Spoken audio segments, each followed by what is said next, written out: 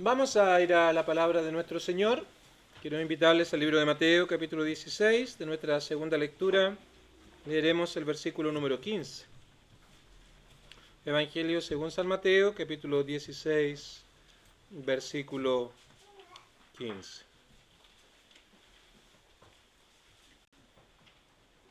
Él les dijo: ¿y vosotros quién decís que soy yo? Y nuestro tema para esta tarde se titula ¿quién decís que es el Cristo? Y esta es una pregunta que tiene trascendencia eterna. Es obvio, es una gran pregunta, es una gran interrogante que nuestro Señor hace aquí a sus discípulos. Pero a modo de contexto, para ubicarnos en el tiempo, tenemos aquí 10 meses por delante para llegar a la crucifixión, poco menos de un año para que el Calvario ocurriera. Y precisamente el Señor nos ha estado hablando de su crucifixión, de su sufrimiento de una manera muy reservada, bastante limitada. Pero es a partir de este momento ahora, donde el Señor de manera clara, de manera muy evidente, va a comenzar a hablar acerca de su muerte, de sus sufrimientos, de la obra que Él había venido a hacer y la manera en cómo Él iba a lograr precisamente todo esto. Así que este pasaje de Mateo con Marcos y también el libro de Lucas nos presentan esta realidad donde el Señor va a comenzar de manera evidente. De hecho, vamos al verso 21, se hace acá claro lo que acabo de mencionar. Dice, desde entonces, desde ese momento, desde cuando faltaban 10 meses aproximadamente para el Calvario, Jesús comenzó a declarar a sus discípulos que le era necesario ir a Jerusalén y padecer mucho, y ser muerto, dice a continuación, y resucitar al tercer día. Entonces, en este momento el Señor va a comenzar su viaje a Jerusalén, y obviamente cuando hablamos de ese viaje a Jerusalén, estamos hablando de un camino a la crucifixión, un camino al Calvario, un camino al cumplimiento de aquella gran obra que Él iba a realizar. Así que esto es más o menos el contexto histórico, 10 meses antes de su crucifixión. Y él en particular en el verso 13 nos dice que junto a sus discípulos se dirigían a la región de Cesarea de Filipo. Este era un lugar gentil, un lugar que era muy religioso, muy idólatra, y tenía varios templos de varias divinidades allí. Ellos adoraban a Baal, también ellos tenían un templo para honrar al emperador. Era una ciudad, una región, un lugar con bastante idolatría, bastantes dioses, hay varios. De hecho, el nombre anterior a la ciudad hacía referencia a una de esas divinidades que ellos servían. De tal manera que se dirigían hacia ese lugar, a 40 kilómetros del lugar de donde ellos estaban anteriormente. Así que era un viaje que iba a tomar varias horas cuando llegaran a este lugar. Así que obviamente después de largas caminatas uno requiere un descanso, y ellos se detuvieron para descansar, y el relato paralelo en el libro de Marcos y Lucas nos dicen que Jesús se retiró aparte a orar. Mientras sus discípulos seguramente hablaban, hacían algún tipo de actividad, nuestro Señor fue a orar, fue a interceder, fue a rogar al Padre. Y cuando emprendieron el viaje nuevamente, mientras ellos iban caminando, nos imaginamos en esos polvorientos caminos, el Señor con sus discípulos, y de repente simplemente les deja esta pregunta que está presentada aquí en el versículo número 13. ¿Quién dicen los hombres que es el Hijo del Hombre? Así que los discípulos comienzan a responder. Comienza uno diciendo, mira, unos dicen que eres Juan el Bautista, versículo 14. Otros, tal vez otro apóstol, dijo, mira, otros mencionan que tú eres Elías. Tal vez por allá otro apóstol dijo, otros, yo he escuchado que dicen que tú eres Jeremías. Y alguno otro por ahí dijo, bueno, tal vez eres alguno de los profetas, responden otras personas en todo lo que respecta a la gente que había estado a su alrededor. Y aquí comienza entonces a fraguarse una de las preguntas más importantes que nosotros podemos atender de manera personal. que es la que se nos describe en el versículo número 15. Pero antes de llegar a aquello, cuando vemos el versículo 14 y las respuestas que presentan los apóstoles a la pregunta de nuestro Señor, lo primero que vemos acá, lo primero que surge de este versículo es esa generalizada confusión que existe y que existía hacia la persona de Cristo. Una confusión generalizada en relación a quién realmente era Él. Juan el Bautista, Elías, Jeremías, alguno de los profetas. Y cuando vemos estos nombres que se describen aquí de parte de la gente, lo primero que también pensamos en relación a este punto de la confusión que hay, es que la gente tenía una muy buena opinión acerca de Cristo, algunos de ellos, tal vez el común de la gente, porque las referencias que hacen aquí eran personas que eran amadas por el pueblo. Ellos, a Juan el Bautista, Elías, Jeremías, eran personas que tenían había un respeto hacia ellos por lo que habían hecho, por el mensaje que hablaban o ciertas promesas que según ellos se iban a cumplir en algún momento. Así que lo primero es que ellos tenían, o muchas personas tenían una muy buena opinión acerca de Cristo. Pero hay un problema en esto.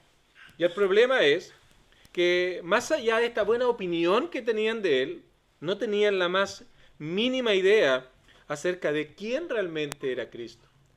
No tenían ni la más mínima idea acerca de la realidad espiritual en la que ellas estaban, que hicieron necesario que Cristo entonces viniera a esta tierra. Así que lo que encontramos aquí no eran más que ideas parciales acerca de quién era el Señor.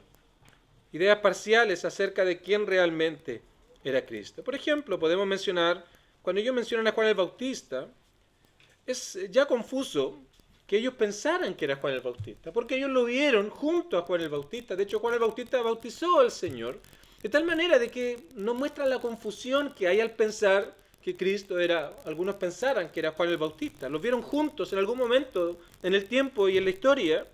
Entonces pensar que era él es algo, la verdad, bastante confuso. Otros tal vez pensando en todo lo que Cristo había hecho, los milagros, las señales, dijeron, este no puede ser otro que Elías, que hizo grandes señales, que hizo caer fuego del cielo y otros asuntos. No puede ser otro que Elías. Pero más allá de todo aquello, lo que se nos muestra aquí, por medio de las respuestas de la gente hacia quién es Cristo, dada por los apóstoles, es que esta es la realidad de todo ser humano para con Cristo, para con nuestro Dios, para con el Señor.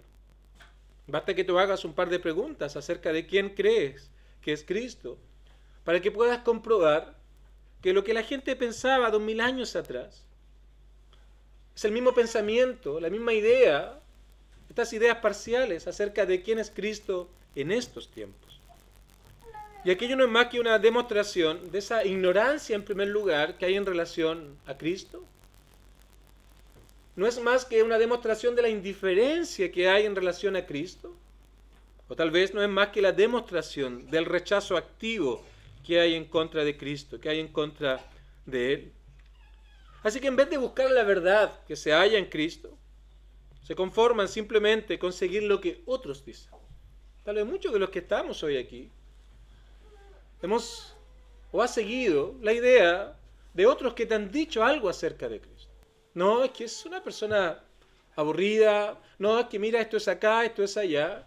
Y todo eso ha moldeado tu pensamiento, le ha dado forma a tu razonamiento, de tal manera que tu idea acerca de Cristo no es más que una idea errada, una idea parcial, en vista de todo lo que las otras personas te han hablado en algún momento acerca de Cristo. Porque todo esto permea nuestra mente, nuestro entendimiento y nos lleva a tener un concepto absolutamente errado, limitado de quién es el Señor.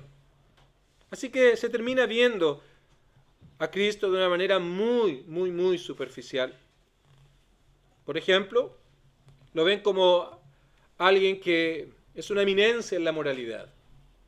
Alguien que es digno de imitar para nuestra vida y ser buenos amigos, vecinos, padres, hermanos y todo lo demás. Pero nada más, ningún aspecto espiritual. Todo es un aspecto moral para ser buenas personas junto a los demás. Otros ven a Cristo como un revolucionario.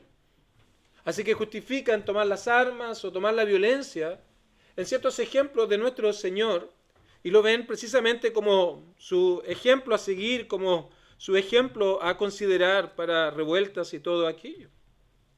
Otros simplemente lo ven como un hacedor de milagros, de todo lo que él hace. Cuando hay una necesidad, cuando hay un problema, ante alguna vicisitud de la vida, simplemente ahí nos acordamos, porque pensamos, Cristo es el que hace milagros, el que soluciona problemas, el que trae todo ese tipo de cosas. Entonces, yo voy a Él, lo busco, y luego que las cosas pasen, ya simplemente queda en el olvido.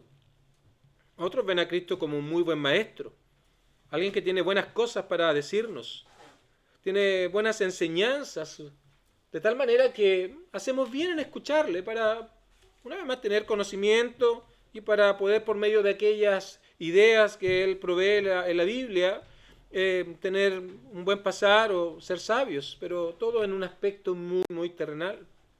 Entonces, esta confusión que reinaba en aquellos años acerca de quién realmente es Cristo, es la misma confusión, el mismo engaño en el cual muchos hoy día están con respecto a quién realmente es el Señor. Así que ahora el Señor va a pasar de lo general a lo particular, va a pasar de la opinión de la gente a la opinión particular de los discípulos que estaban ahí presentes junto a Él. Y eso lo vemos ahora entonces en el versículo número 15. Entonces aquí dice, Él les dijo, ¿y vosotros? De lo amplio de la gente, ahora se va a centrar en ellos. ¿Y vosotros? ¿Quién decís que soy yo? Esta es una pregunta muy, muy importante. ¿Y por qué es importante o qué tiene de importante la respuesta a esta pregunta? Porque la confesión correcta acerca de quién es Él, de quién verdaderamente es el Señor, y la confesión correcta acerca de lo que Él hizo, de su obra, aquello es básico y es elemental para todo lo que tiene que ver con la salvación. Es imposible alcanzar salvación, es imposible pretender vida eterna si no hay un entendimiento acerca, en primer lugar, de quién realmente es el Señor y, en segundo lugar, qué realmente Él vino a hacer. Si lo vemos como un ejemplo moral, ese no es el Cristo de la Biblia. Por supuesto, es un ejemplo moral, nos enseña, pero eso no es todo. Eso no es su gran obra que Él vino a hacer. Él no vino a ponernos un ejemplo moral para imitar solamente. Si lo pensamos como un revolucionario, creo que está leyendo una Biblia que no es esta, simplemente sacando algunos pasajes de fuera de su contexto para sostener ideas que son completamente ajenas a la persona de Cristo y a la obra de Cristo. Pensar que es un hacedor de milagros, en no entender realmente cuál era el propósito de las señales que Él hacía, a qué apuntaban todas estas cosas. Obviamente verlo como un buen maestro, simplemente seríamos como aquel joven rico que se aproxima a Él diciéndole, maestro, bueno, ¿qué debo hacer para heredar la vida eterna? Y el Señor demuestra a su corazón que estaba realmente lejos de Dios, así que no lo veía más como una persona sabia. Entonces, esta pregunta precisamente es importante porque de no comprender realmente quién es Cristo, quién es y todo lo que Él hizo en favor de pecadores, no podríamos hablar de que realmente hemos alcanzado salvación y vida eterna. Entonces Pedro responde ahora, versículo 16, a esta pregunta del Señor. Respondiendo Simón Pedro dijo, tú eres el Cristo, el Hijo del Dios viviente. Este es el tercer punto. En primer lugar dijimos la confusión que había. Segundo, la gran pregunta que nuestro Señor hace acá. Y ahora tenemos aquí la maravillosa confesión de Pedro como respuesta a esta pregunta de nuestro Señor. ¿Tú eres el Cristo, el Hijo del Dios viviente? Qué diferente es a la respuesta que las otras personas tenían acerca de Él. Pedro lo que está haciendo aquí en primer lugar es reconocer quién realmente era Cristo, quién realmente era Él. Y de manera que Él todavía no lograban entender, pero nos describe aquí la obra que nuestro Señor, nuestro Salvador vino a hacer a este mundo. Así que Él dice, tú eres el Cristo, el ungido, el Mesías prometido, el Salvador anunciado por los profetas en el Antiguo Testamento. Tú eres aquel de quien hablaron los patriarcas, de quien hablaron los profetas, de quien hablaron aquellas personas en el Antiguo Testamento. Tú eres el Cristo, el ungido, el Mesías, el Salvador anunciado. Eres más que un hombre moral, eres más que un mero revolucionario, no eres nada de milagrero, nada de maestro. Tú eres el Cristo, el Mesías, el ungido, el Salvador anunciado. Y por medio de ello también nos estaba anunciando que Cristo es el que iba a salvar a su pueblo de sus pecados. No iba a liderar una revuelta para emanciparse del yugo romano. No iba a simplemente ser un ejemplo para tener un buen pasar en esta tierra y ser buenos amigos, vecinos, esposos, padres, abuelos, lo que quieras.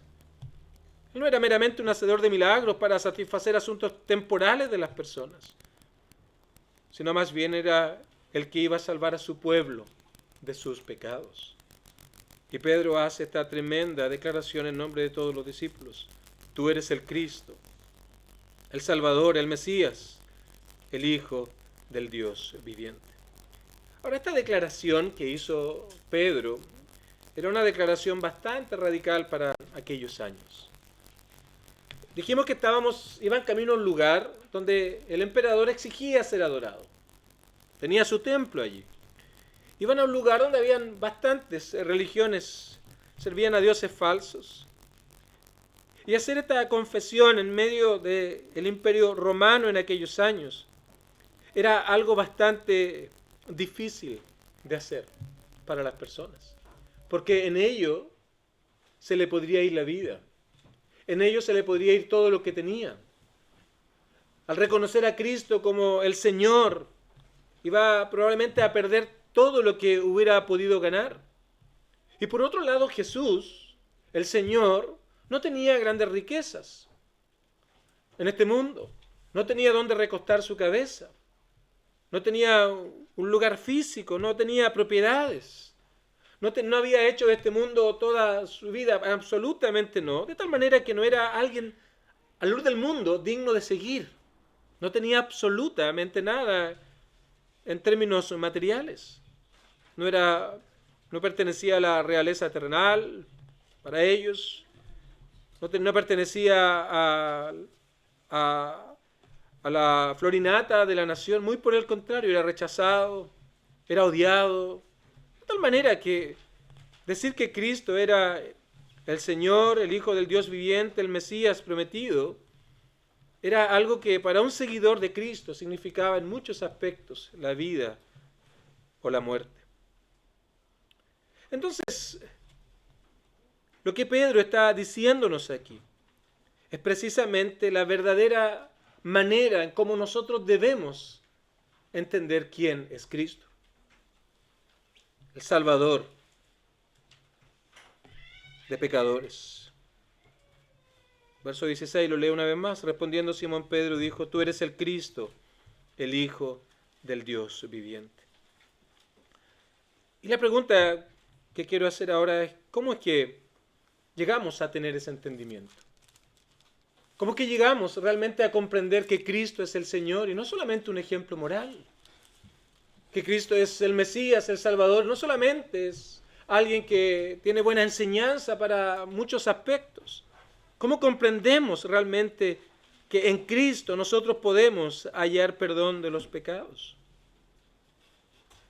Y lo primero que quiero mencionar acá es lo que el Señor dice en el verso 17. Dice, bienaventurado eres Simón, hijo de Jonás, porque no te lo reveló carne ni sangre, sino mi Padre que está en los cielos. En primer lugar, esta es una obra de Dios en el hombre. Esta es una obra de Dios en el corazón. Dios es el que trae este entendimiento. Dios es el que trae esta comprensión verdadera acerca de quién es Cristo. Entonces, ¿cómo llegamos a tener este entendimiento? En primer lugar, oímos lo que la palabra del Señor tiene que decirnos acerca de Cristo. Oímos el Evangelio. Y tal vez en muchos aspectos podemos tener cierto entendimiento acerca de que Él vino a morir por pecadores, que Él vino a entregar su vida en la cruz del Calvario. Y tenemos cierto entendimiento de algunas verdades que hemos escuchado tal vez en algún momento de nuestra infancia o algún amigo nos ha hablado. pero más allá de eso, no hay ninguna comprensión realmente acerca de quién es Él. Y viene el Evangelio y comienza a mostrarnos, a enseñarnos y a decirnos quién es realmente Cristo y lo que Él vino a hacer en favor de pecadores. Y no solamente nos dice aquello, sino el Evangelio nos habla acerca de que nosotros somos pecadores, de que nosotros estamos lejos de Dios, que nosotros hemos hecho lo malo delante de Dios. Entonces lo primero es que el Evangelio nos permite alcanzar comprensión, entendimiento acerca de quién es Él, acerca de lo que Él hizo en la cruz.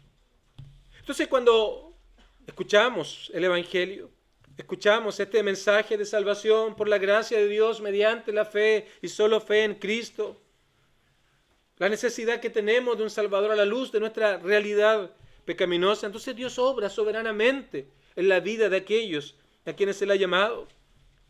Entonces Dios imparte vida en el alma, y esa vida en el alma que Él imparte nos permite alcanzar un entendimiento, ahora no tan solo intelectual acerca de quién es Cristo, no tan solo en nuestra mente acerca de que lo que Él ciertamente hizo en algunos aspectos, mira, fue a la cruz, sino ahora comenzamos a ver esto de una manera muy personal.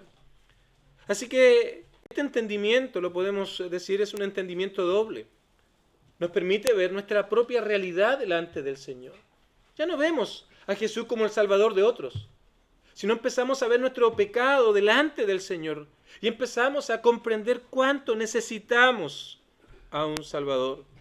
Porque no solamente muestra nuestra propia realidad, sino muestra las consecuencias de aquella realidad delante de Dios.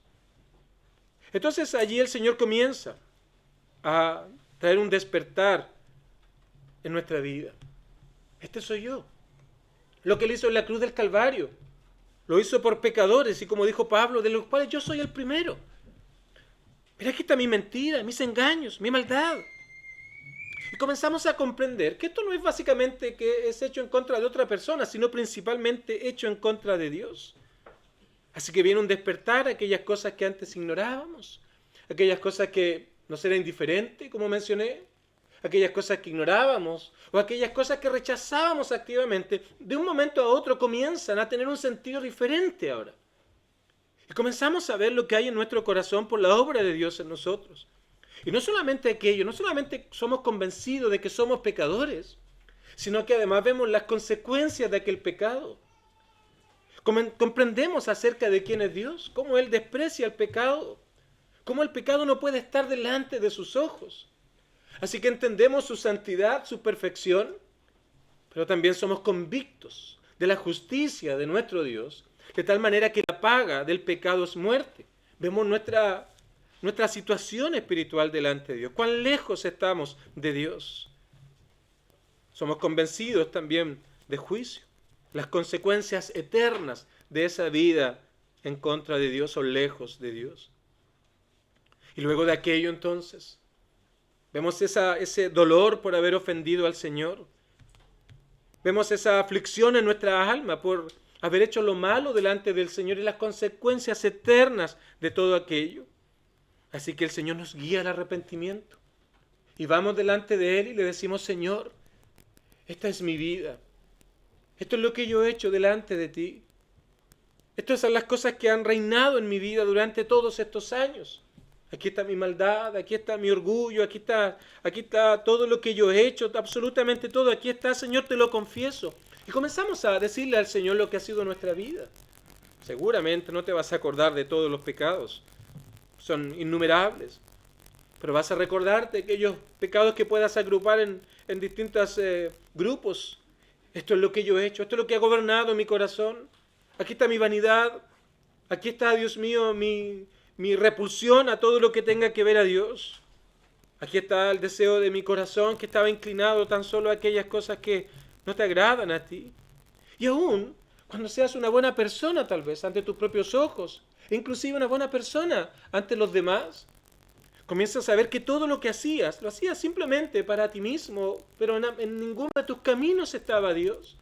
Y comienzas a entender que Dios nos ha creado para glorificarle a Él. Pero que todo lo que hacíamos, insisto, aún las más grandes y hermosas obras que hacíamos, no lo hacíamos para glorificar a Dios, no lo hacíamos para honrarle a Él. Así que confesamos nuestro pecado. Pero a la vez, en la medida que confesamos nuestros pecados, confiamos en que Cristo pagó por cada uno de ellos en la cruz del Calvario. Que toda nuestra maldad, todos aquellos pecados que hemos confesado, Cristo los cargó en la cruz del Calvario. En la medida que nosotros nos arrepentimos y confiamos en Él como el único medio por el cual nosotros podemos hallar comunión con Dios, podemos hallar perdón a nuestros pecados. Así que oímos el Evangelio. El Señor trae un despertar a estas cosas que antes ignorábamos o éramos indiferentes. Luego también nos arrepentimos de nuestros pecados. Creemos y confiamos en Cristo como el único sustituto por el cual nosotros podemos hallar perdón, comunión, reconciliación y vida eterna. Así que Pedro aquí está reconociendo también que la salvación, de principio a fin, no es más que un acto de gracia de Dios en favor de hombres que no lo merecen. Tú eres el Cristo, el Salvador prometido. Dado que el hombre no se puede salvar a sí mismo, tú eres el que iba a venir para salvar a su pueblo de sus pecados. Y eso es gracia. Ese es el favor inmerecido que Dios da a hombres que están lejos de Él, que viven en tinieblas espirituales, en indiferencia, en ignorancia, en rechazo a Dios. Queridos amigos, conocer a Cristo, conocer al Salvador de manera personal, hace toda la diferencia. Si simplemente lo ves como un ejemplo moral, no va a significar nada desde el punto de vista de la eternidad. Si lo miras simplemente como un revolucionario, algo que no lo era, por cierto, en términos de lo que entendemos por revolucionario, simplemente vas a tenerlo como una bandera de lucha, no va a significar nada para ti en la eternidad. Si lo ves como un hacedor de milagros, no va a significar nada más que alguien como un genio de la lámpara, cuando hayan problemas que aparezca para luego simplemente seguir en mi caminar, no va a significar nada para ti en la eternidad.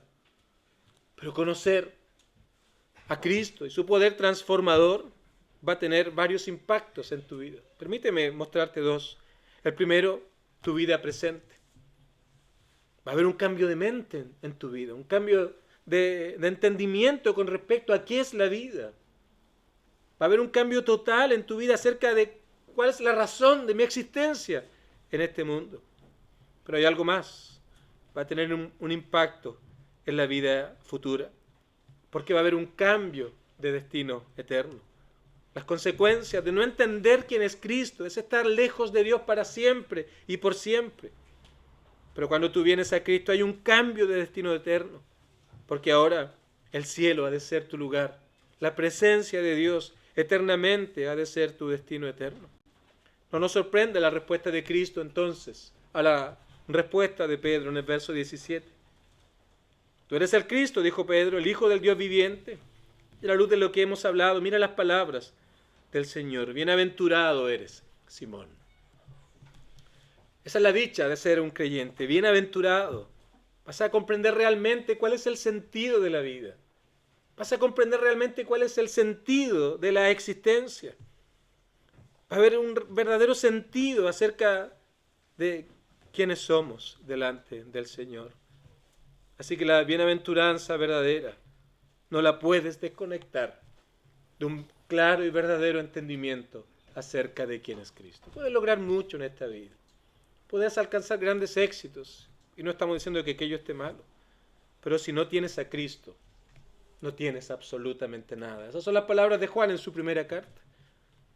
Y puedes tener absolutamente nada. Y si tienes a Cristo, lo tienes absolutamente todo. Bienaventurado eres, Simón. Bienaventurado, feliz, dichoso eres tú, Simón, de que hayas comprendido esta gran y hermosa verdad. Y quiero concluir, en cuarto lugar, diciéndote que esto es algo personal. Una cosa es lo que los otros dicen de Dios, lo que los otros dicen de Cristo, lo que la sociedad dice de Dios. Y otra cosa es lo que tú dices acerca de Cristo. Mira la progresión de las preguntas de Cristo. ¿Qué dice el resto? Y ahora, ¿qué dicen vosotros? Y mi pregunta es, ¿qué dices tú acerca de Cristo? ¿Lo ves simplemente como un ejemplo? o como el Dios de mis padres, o el Señor de mis amigos. Pero a mí la verdad es que no me interesa. Yo quiero vivir mi vida, yo quiero disfrutar mi existencia, quiero hacer todo lo que me permita este mundo. Querido amigo, puedes ser muy joven, pero las palabras de Salomón deberían resonar en tu mente. Acuérdate de tu Creador en los días de tu juventud, antes que llegue aquel último día, cuando simplemente debas reconocer que nada de aquello que hiciste lejos de Dios valió la pena. Nada ha tenido sentido. No hallaste en ellos verdadero placer. Porque la verdadera felicidad, la verdadera dicha, la hallamos cuando conocemos realmente quién es Cristo. Y esto es algo personal. ¿Y vosotros? ¿Y tú, querido amigo? ¿Quién es Cristo para ti? ¿Has venido a Él? ¿Te has arrepentido de tus pecados? Y puedes decir como Pedro, tú eres el Cristo, el Mesías, el Salvador, el Hijo del Dios viviente. Así que las palabras de Pablo son claras con respecto a cómo ser salvo entonces. Cree en el Señor Jesucristo y serás salvo. Debes venir a Cristo, pero debes venir por ti mismo. Debes venir a Cristo, pero debes venir de manera personal. Y aún en este día tal vez puedes buscar un lugar tranquilo, llegando a tu hogar, después del culto tal vez querrás un momento meditar, no lo sé. Pero lo que debes hacer es pedirle al Señor por conversión, porque esto no es algo que pueda ser revelado por alguien humano. Es Dios que obra en el corazón. No te lo reveló carne ni sangre, sino mi Padre que está en los cielos. Es una obra de Dios, por lo tanto debes pedírselo al Señor. En la medida que pides a Él por conversión, debes admitir tu pecado. Él es el Salvador y Él vino a limpiar, a salvar a su pueblo de sus pecados. Así que reconoces tu condición, sin excusas, sin autoconfianza, sin querer construir algo, aquello que es de Dios por medio de una autojusticia. Simplemente admite tu realidad y tu pecaminosidad delante del Señor. Y en la medida que lo admites y lo reconoces, te arrepientes de tus pecados, los confiesas delante del Señor. Y en la medida que los confiesas, entonces confías en Cristo, que Él pagó por cada uno de ellos en la cruz del Calvario. Y confías en que hallarás perdón, te dará reconciliación, porque Él es el Cristo, Él es el Hijo del Dios viviente. Y Él dice, nos promete que el que a Él viene, Él no le echa fuera. Este es el camino a la salvación, este es el camino al perdón, no hay otra manera. Y termino preguntándote una vez más, y tú, querido amigo, tú que día nos acompañas en esta tarde, ¿quién decís que es el Cristo? De esta pregunta puedes hallar el destino eterno de tu alma.